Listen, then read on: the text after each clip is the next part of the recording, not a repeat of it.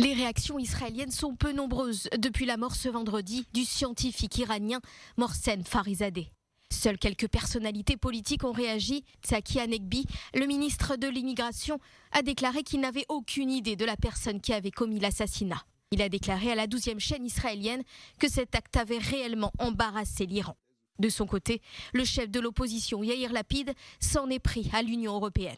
Le fait que l'Union européenne condamne l'assassinat justifié du scientifique nucléaire iranien au lieu de condamner les efforts de l'Iran pour acquérir des armes de destruction massive et exporter le terrorisme partout dans le monde est la preuve d'une faillite morale et d'une lâcheté abjecte.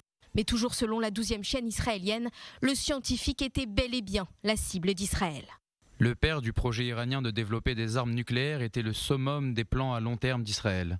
Ce long plan stratégique israélien vise à saboter le programme nucléaire iranien et prive la République islamique d'une source irremplaçable de connaissances.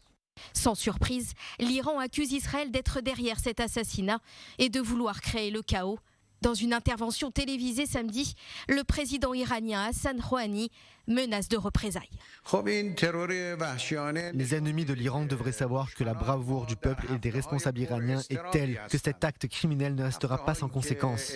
En temps et en heure, ils répondront de ce crime. Le ministre israélien des Affaires étrangères refuse de commenter les dispositions en matière de sécurité. L'Iran pourrait agir aussi via les voies de navigation israéliennes dans la mer Rouge depuis plusieurs pays, le Yémen, la Syrie, l'Irak, le Liban ou encore depuis la bande de Gaza. Voici les scénarios possibles: attaque contre une ambassade israélienne, tir de missiles ou encore des tentatives d'élimination de diplomates ou représentants diplomatiques à l'étranger.